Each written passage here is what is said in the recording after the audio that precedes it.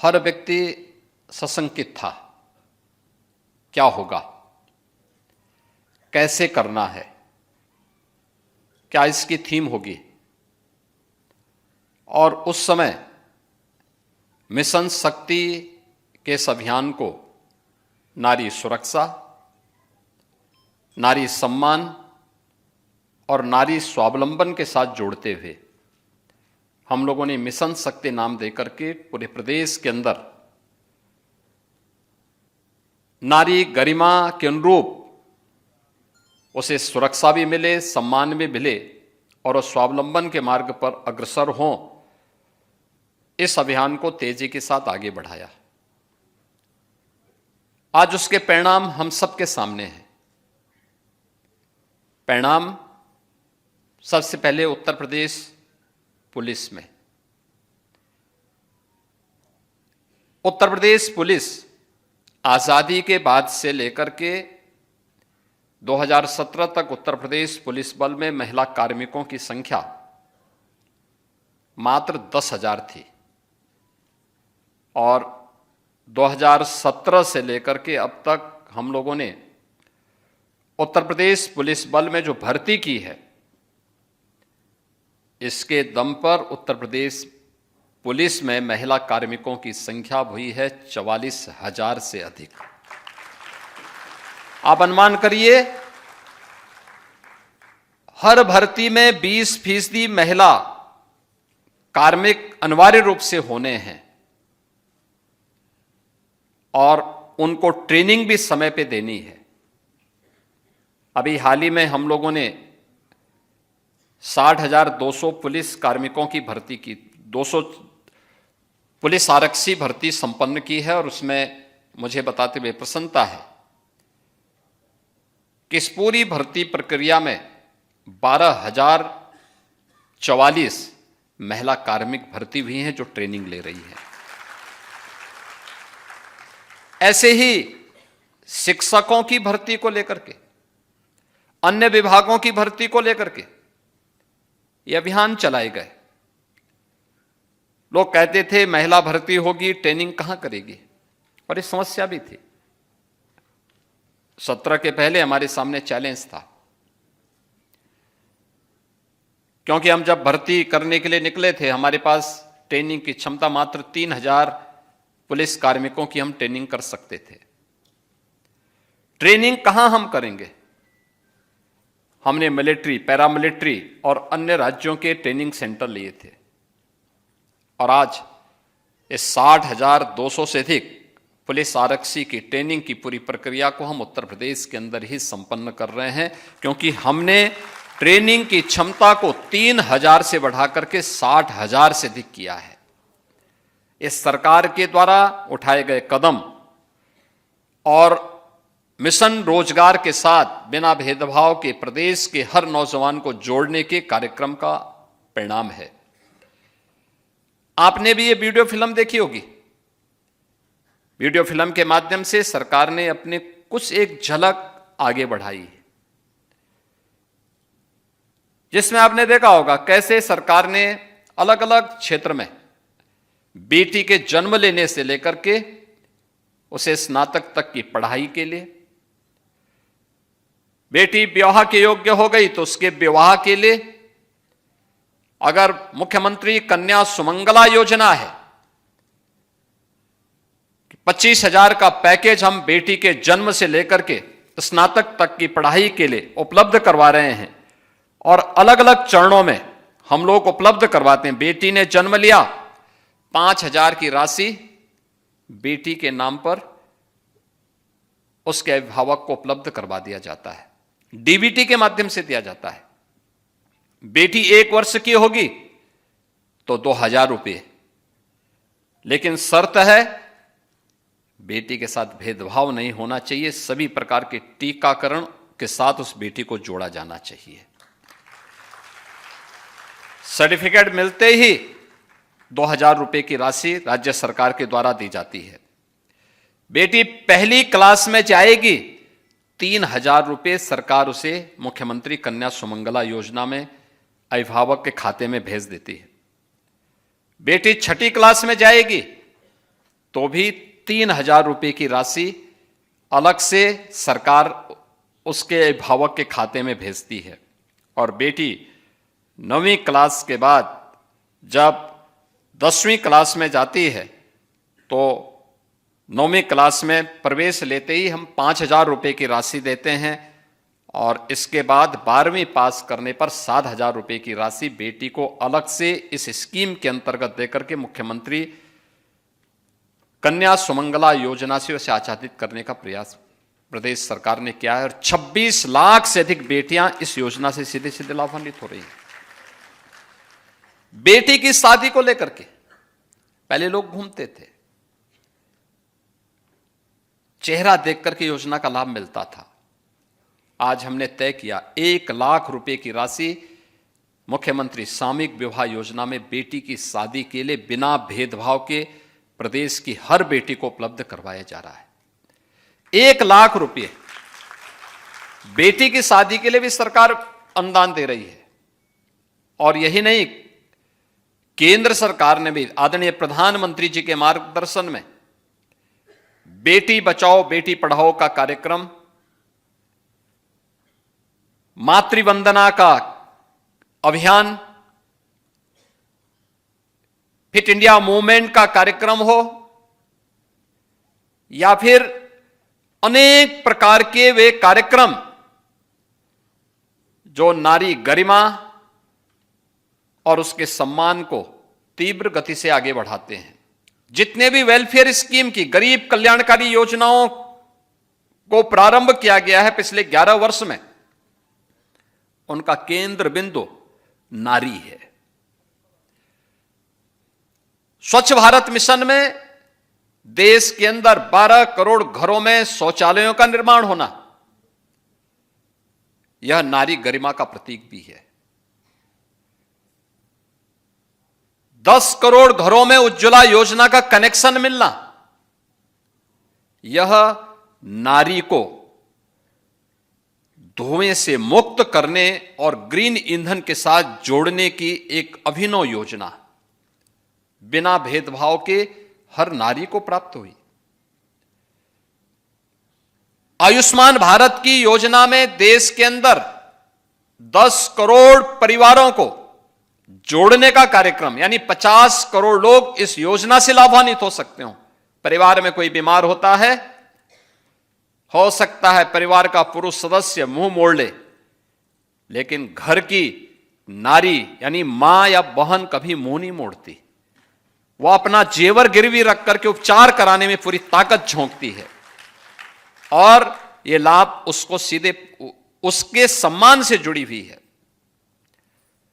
घर में अगर 10 सदस्य हैं और भोजन किसी प्रकार से 8 लोगों को प्राप्त हो रहा है तो घर की नारी भूखी रह जाएगी, लेकिन अन्य लोगों को भूखे नहीं रहने देती। 80 करोड़ लोगों को फ्री में राशन की सुविधा का लाभ, यानी जो भी स्कीम है। और अभी पिछले दिनों आपने देखा होगा ग्रामीण भू अभिलेख घरौनी, ये भी महिलाओं को प्रदान किए गए। महिलाओं में अकेले उत्तर प्रदेश ने देश के अंदर 3 करोड़ ऐसे ग्रामीण भू अभिलेख वितरित हुए, उनमें से 1 करोड़ से अधिक अकेले उत्तर प्रदेश ने वितरित किए, जिसमें जमीन का कागज महिलाओं के नाम पर होगा और ग्रामीण क्षेत्र में व्यवस्था अनिवार्य रूप से की गई। 4 करोड़ गरीबों के लिए एक आवास बन जाना, यह व्यवस्था भी तेजी के साथ आगे बढ़ाई गई। अकेले उत्तर प्रदेश में हम लोगों ने अब तक 60 लाख गरीबों के लिए एक आवास बिना भेदभाव के उपलब्ध करवाए हैं। यानी हर वेलफेयर स्कीम में नारी की गरिमा और उनके सम्मान को, उनकी सुरक्षा को ध्यान में रख करके उपलब्ध करवाने का कार्य किया गया। रोजगार मिशन के अंतर्गत भी और स्वरोजगार के साथ भी उत्तर प्रदेश ने बैंकिंग कॉरस्पॉन्डेंट सखी की अभिनव योजना प्रारंभ की थी कोरोना कालखंड में, और मुझे प्रसन्नता है कि 40,000 से अधिक बैंकिंग कॉरस्पॉन्डेंट सखी प्रदेश भर में बैंक के लेन देन का पूरा काम गांव को बैंक की कमी को पूरा करते हुए सफलतापूर्वक प्रदेश भर में कर रही हैं और इनके माध्यम से हजारों करोड़ का लेन देन होने के साथ साथ स्वयं भी मुनाफा कमाया जा रहा है। आपने देखा होगा पहले प्रदेश में 17 के पहले पोषाहार की स्कीम के साथ वे बदनाम ठेकेदार जुड़े हुए थे जो शराब के काले कारोबार के साथ प्रदेश के लोगों के जीवन के साथ खिलवाड़ करते थे। आप सोचो, वही व्यक्ति शराब का ठेका, शराब की सप्लाई कर रहा है, वही महिलाओं के लिए पोषाहार का भी वितरण करता था और व्यापक धांधली होती थी। हमने THR प्लांट बनाए, आदरणीय प्रधानमंत्री जी ने उसका लोकार्पण किया।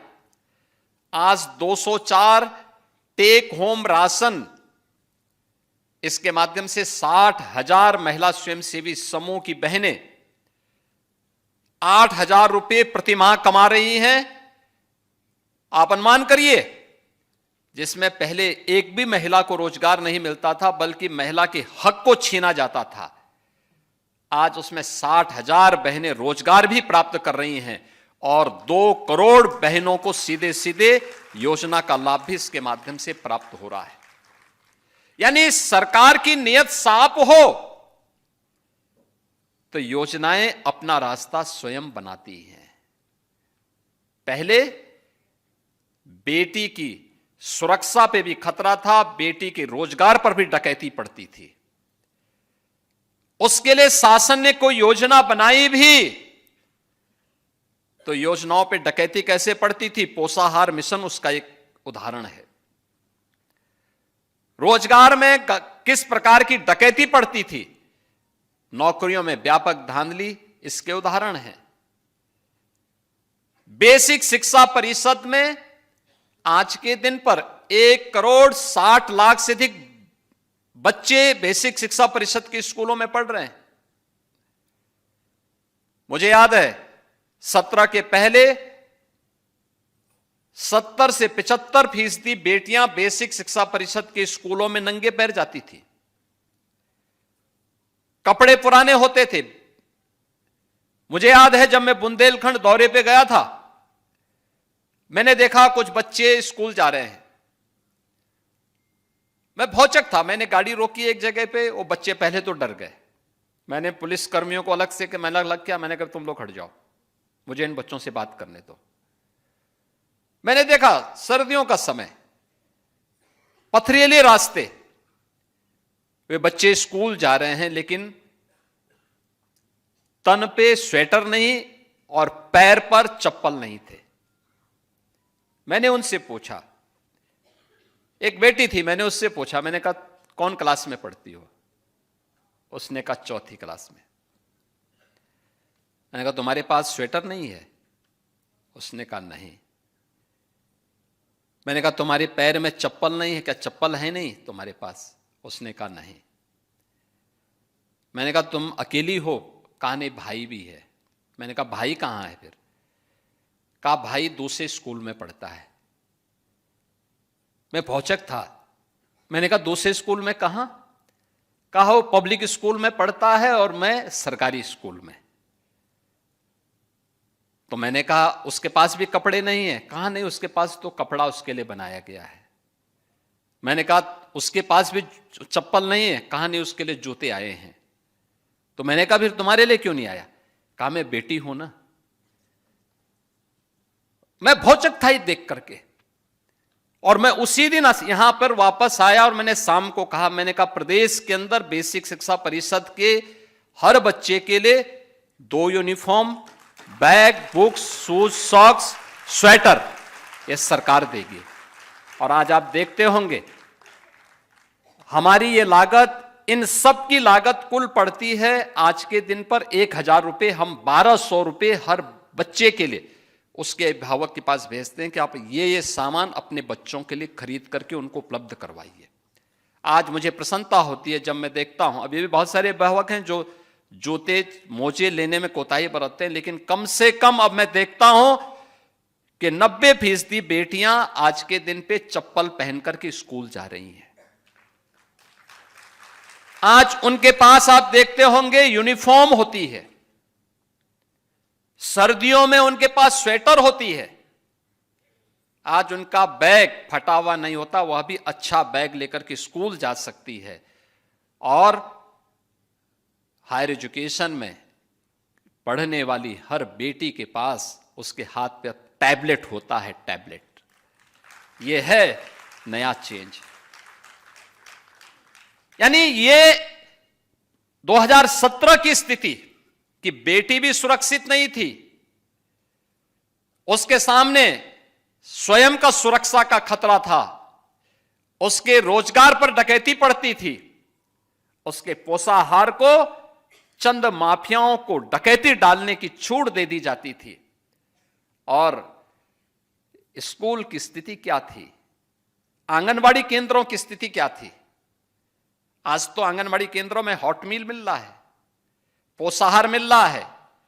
और यह कार्यक्रम कोई बदनाम ठेकेदार नहीं करता है, बल्कि एक कार्यक्रम हम लड़े इसके लिए, बहुत लंबी लड़ाई लड़ी गई इसके लिए। तमाम माफियाओं का गिरोह बार बार घेरता है, लेकिन हम सुप्रीम कोर्ट तक इस लड़ाई को लड़ करके फिर से लाए कि नहीं, महिला स्वयंसेवी समूह ही इसको चलाएगी और इसमें महिलाओं को रोजगार भी मिलेगा और ईमानदारी पूर्वक ये कार्यक्रम आगे बढ़ पाएगा। और आज मुझे प्रसन्नता है कि इस कार्यक्रम को हम आगे बढ़ा पा रहे हैं। इसलिए बढ़ा पा रहे हैं क्योंकि आपने देखा होगा ये सेवा पखवाड़ा का कार्यक्रम चल रहा है 17 सितंबर से 2 अक्टूबर के बीच। और 17 सितंबर से 2 अक्टूबर के कार्यक्रम की शुरुआत आदरणीय प्रधानमंत्री जी ने पहले दिन जिस कार्यक्रम का शुभारंभ किया था, कार्यक्रम का ये जो थीम दी गई थी कि स्वस्थ नारी सशक्त परिवार, और सशक्त परिवार है तो समृद्ध समाज अपने आप बनता है, और समाज समृद्ध होता है तो राष्ट्र को सशक्त होने से कोई ताकत रोक नहीं सकती है। विकसित भारत की संकल्पना का रास्ता यहां से जाता है, और विकसित भारत की उस परिकल्पना को साकार करने के लिए हम लोग आगे बढ़ रहे हैं। मैं कभी कभी इस बात को देखता हूं कि आखिर इस प्रकार की स्थितियां क्यों आई समाज में, क्योंकि हमारा भारतीय समाज तो प्राचीन काल से बहुत जागरूक रहा है। वैदिक कालखंड से लेकर के अब तक कि वे ढेर सारे ऐसे उदाहरण हैं हमारे सामने जहां पर नारी को जब भी अवसर मिला उसने अपनी सशक्त उपस्थिति से नेतृत्व को आगे बढ़ाने में किसी भी प्रकार की कोई कोताही नहीं बरती। हर स्तर पर उसने बेहतरीन नेतृत्व दिया, और उस बेहतरीन नेतृत्व के माध्यम से जिन लक्ष्यों को प्राप्त किया है वह समाज के अनुकूल रहा है, समाज के लिए कल्याणकारी रहा है। हम लोग आज इसीलिए इस अभियान को आगे बढ़ा रहे हैं। इस अभियान को 5वें चरण में भी हमारा यही अभियान है।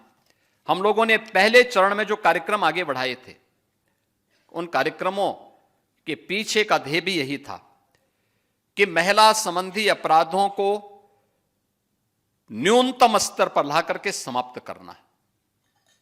और मुझे प्रसन्नता है कि प्रदेश सरकार में जो कार्यक्रम प्रारंभ किए गए, अकेले एक वर्ष में यानी 1 जनवरी 2024 से अगर हम लोग अब तक के मामलों में देखेंगे, केवल 24 और 25 तक के ही मामलों को देखेंगे, तो हम लोगों ने 9,513 ऐसे मामलों में 12,271 अपराधियों को दंडित करवाया है, जिनमें 12 अपराधियों को तो मृत्यु दंड की सजा करवाई है, 987 को आजीवन कारावास कराई है, 3,455 को 10 वर्ष से अधिक की सजा दिलाई है, और 7,817 को 10 वर्ष से कम की सजा इस दौरान देकर के प्रदेश सरकार ने उन अपराधियों को एक संदेश दे दिया है। आपने कल देखा होगा, महिला संबंधी अपराध में संलिप्त एक अपराधी बाहर से आया था और संभवतः मारीच की तरह घुसा था, लेकिन जब यहां की पुलिस की गोली ने उसके शरीर को छलनी किया तो कल वो चिल्ला रहा था कि साहब मैं गलती से उत्तर प्रदेश की सीमा में आ गया हूं। आगे से ये दुस्साहस नहीं करूंगा। और यह हर उस अपराधी को करना पड़ेगा जो महिला सुरक्षा में सेंध लगाएगा, उनके सम्मान और उनके स्वावलंबन में उसमें बाधक बनेगा। उसके सामने संकट की यही चुनौती हमेशा खड़ी होगी।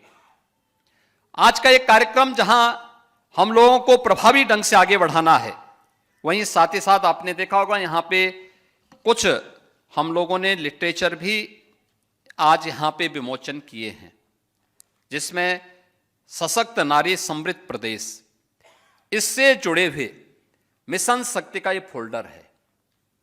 इस फोल्डर में केंद्र और राज्य सरकार के द्वारा नारी सम्मान, उनकी सुरक्षा और उनके स्वावलंबन से संबंधित विभिन्न प्रकार के कार्यक्रम इसमें दिए गए हैं, जिसको देख करके महिला बीट पुलिस अधिकारी हर ग्राम पंचायत में, हर वार्ड में जाकर के इसके बारे में जागरूक करेगी, इसके बारे में बताएगी। और मैं चाहूंगा कि गृह विभाग इस बात को सुनिश्चित करें कि ये हर कॉलेज और स्कूल में भी बालिकाओं को कम से कम ये फोल्डर उपलब्ध करवाए जाए, व्यापक पैमाने पे कराए जाए। जिला प्रशासन भी इसको देख रहा है, तहसील प्रशासन भी आज इस कार्यक्रम को देख रहा है। हर ब्लॉक स्तर पर एक कार्यक्रम, जिला प्रशासन स्तर पर एक कार्यक्रम को लोग देख रहे होंगे। वे इसको सुनिश्चित करें फोल्डर हर एक विद्यालय में जाए, हर बेटी के हाथ में आए, हर महिला के हाथों में जाए, वे देखें और इन योजनाओं से जोड़ करके उन्हें हम आगे बढ़ाने का काम करें। दूसरा, हमारा प्रयास होना चाहिए कि मिशन शक्ति के इस अभियान के क्रम में हम लोगों को उनको अवगत कराना होगा। दूसरा फोल्डर है जिसमें महिला की सुरक्षा से जुड़े हुए वीमेन हेल्पलाइन 1090 है, या फिर हेल्पलाइन के रूप में हम लोगों ने जो प्रदेश के अंदर अन्य कार्यक्रम 181 है, या फिर पुलिस की PRB 112 की आपातकालीन सेवा, इसके बारे में इन सब के इंटीग्रेशन को लेकर के भी जो कार्रवाई की गई है, कब किसको कॉल करना। घरेलू हिंसा से जुड़े हुए मामले में आप 181 पे कॉल करते होंगे, लेकिन अगर वह 1090 पर या 112 पर भी होती है तो उसके लिए हम लोगों ने एक और फोल्डर जारी किया है। इतनी हेल्पलाइन है। 1076 ये मुख्यमंत्री हेल्पलाइन है, सीधे मुख्यमंत्री के पास पहुंचती है, मुख्यमंत्री स्वयं इसकी समीक्षा करते हैं। 112 आपातकालीन पुलिस सेवा का है। 1930 ये साइबर हेल्पलाइन है, कोई साइबर फ्रॉड हुआ है या फिर डिजिटल अरेस्ट की कोई कार्रवाई है, 1930 पर आप करेंगे। 1090 वीमेन हेल्पलाइन है। 102 ये गर्भवती महिलाओं और नवजात शिशुओं के लिए एम्बुलेंस सेवा है। 101 अग्निशमन की सेवा है। 108 ये एम्बुलेंस की सेवा प्रदेश की है जो स्वास्थ्य विभाग के द्वारा संचालित है। 181 वीमेन हेल्पलाइन है और 1098 ये चाइल्ड लाइन के रूप में। ये सभी अभियान इंटीग्रेशन की तरफ हमारे बढ़ चुके हैं, यानी इनमें से किसी को भी आप कॉल करेंगी आने वाले समय में तो आपको वह सहायता उस संबंधित उस पर प्राप्त हो जाएगी। और 30 ये जो SOP जारी की गई है मिशन शक्ति केंद्रों के बारे में, हर थाने में मिशन शक्ति केंद्र होगा। हर थाने में एक महिला हेल्पलाइन होगी जिसके माध्यम से महिलाओं से जुड़े हुए किसी भी प्रकार के उनकी समस्या के समाधान का एक केंद्र वहां पर होगा, जिसमें एक महिला बीट पुलिस अधिकारी हमेशा मौजूद रह करके उन्हें सहायता प्रदान करने में अपना योगदान देगी। यह अभियान आज हम इसकी एक औपचारिक उद्घाटन कर रहे हैं, लेकिन कल हर जनपद में महिला बीट अधिकारी यानी सभी महिला पुलिस कार्मिक उनकी एक बाइक रैली निकलेगी। बाइक रैली निकलने के साथ ही इसका औपचारिक उद्घाटन हो जाएगा और परसों से शारदीय नवरात्रि जगतजननी मां भगवती के अनुष्ठान की तिथि है। इस दौरान हम लोगों को स्वाभाविक रूप से देवी के मंदिरों में भीड़ भाड़ होगी, सुरक्षा की व्यवस्था के साथ जुड़ना होगा, महिला सुरक्षा को पुख्ता करना होगा, जवाबदेही के साथ वहां पर अगर कोई व्यक्ति सुरक्षा में सेंध लगाने की नियत से आया है तो वहां पर सख्ती से उसको निपटने की तैयारी भी होनी चाहिए। ऐसे ही नहीं, अन्य कार्यक्रमों को भी हमें बाजारों में, स्कूल कॉलेजेस में भी इस प्रकार के कार्यक्रमों को प्रभावी ढंग से आगे बढ़ाना है। और अगले कुछ दिनों तक ये अभियान हर थाना, हर मंदिर, हर मार्केट, हर स्कूल कॉलेजेस में अभियान चलाना है। इस दौरान जो फोल्डर हम लोगों ने सशक्त नारी समृद्ध प्रदेश का जारी किया है, इसको प्रभावी ढंग से हर संस्थाओं में देकर के, और हमारा आग्रह होना चाहिए कि हम विद्यालयों में भी इस बारे में कहें, स्कूल कॉलेजेस में भी कहें कि वे भी इसका प्रकाशन करके हर बच्चे को उपलब्ध करवाएं, हर बेटी को उपलब्ध करवाएं। उन्हें पता होना चाहिए कि उनके कल्याण के लिए, उनके वेलफेयर के लिए कौन कौन सी स्कीम है, उस स्कीम से वो जुड़ सकें।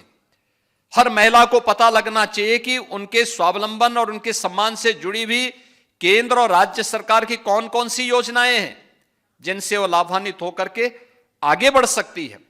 ये सभी कार्यक्रम उसी श्रृंखला में जागरूकता के लिए भी है, सुरक्षा के लिए भी है और उनके सम्मान से जुड़ी हुई भी है। ये सभी कार्यक्रम एक साथ चलेंगे तो एसओपी के साथ साथ इस प्रकार के साहित्य को अगर हम आगे बढ़ा सकते हैं तो मिशन शक्ति का कार्यक्रम अपने पंचम चरण में सफलता की नई ऊंचाइयों को प्राप्त होगा।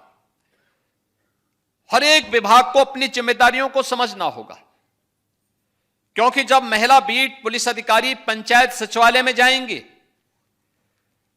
वार्ड स्तर पर जन जागरण के किसी कार्यक्रम के साथ जुड़ेगी तो पहला संवाद उसका सुरक्षा से संबंधित ही होगा। संवाद महिलाओं के साथ, गांव की महिलाओं के साथ, नगर के मोहल्लों की महिलाओं के साथ, सुरक्षा के से जुड़ी हुई कोई प्रश्न, किसी महिला को घर की हिंसा से, घरेलू हिंसा से परेशान होगी, उनकी मदद कैसे करनी है। हमारा प्रयास होना चाहिए कि घर की हिंसा हो या बाहर की हिंसा, इस हिंसा से निपटने के लिए सही परामर्श उपलब्ध करवाना, ये चीजें बताना।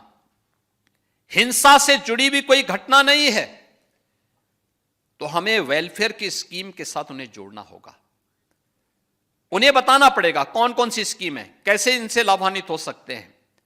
इसके बारे में वहां पर स्वास्थ्य संबंधी कार्यक्रम के लिए एएनएम भी रहेंगी, आंगनवाड़ी भी पोषाहार मिशन के साथ जोड़ने के लिए उपलब्ध रहेगी, आशा वर्कर भी रहेगी, राजस्व से संबंधित मामलों को लेकर के लेखपाल भी वहां का वहां मौजूद रहेगा, ग्राम सभा से जुड़े हुए विभिन्न योजनाओं को लेकर के रोजगार सेवक आदि भी वहां पर उपलब्ध रहेंगे, ग्राम्य विकास अधिकारी भी वहां मौजूद रहेंगे, पंचायत सहायक मौजूद रहेंगे। ये 8-9 प्रकार के लोगों की उपस्थिति में जब हम गांव की महिलाओं के साथ संवाद बनाएंगे तो स्वाभाविक रूप से समस्या का समाधान का रास्ता निकलेगा। लोगों की कोई समस्याएं हैं, उसके त्वरित निस्तारण की कार्रवाई, इसके प्रति प्रशासन को जहां संवेदनशील होना होगा वहीं त्वरित मामलों के निस्तारण की दिशा में आगे बढ़ना होगा। दूसरा, हमें याद रखना होगा, जब सरकार की नीयत साफ है, नीति स्पष्ट है, तो उसमें अनावश्यक रूप से उस पूरी मिशन में कोई भी अगर उसका दुरुपयोग करता है, उस मामले में कोई अनावश्यक रूप से इस मामले को फेल करने के लिए कोई कार्रवाई करता, कोई किसी प्रकार का गलत कदम उठाता है, तो उन लोगों की जवाबदेही भी तय करनी चाहिए। क्योंकि अक्सर होता है अच्छे उद्देश्य से प्रारंभ किए गए कार्यक्रम कुछ चंद लोगों के कारण फेल होता हुआ दिखाई देता है। हमें ऐसे लोगों को जो बैरियर के रूप में हर मिशन के बीच में पड़ते हैं, उन्हें कुशलतापूर्वक उस मिशन के साथ, उस मिशन से दूर करना होगा। इसके लिए अच्छा होगा जनपद स्तर पर भी और प्रदेश स्तर पर भी सभी कार्मिकों की काउंसलिंग होना, उनको बताना क्या करना है क्या नहीं करना है।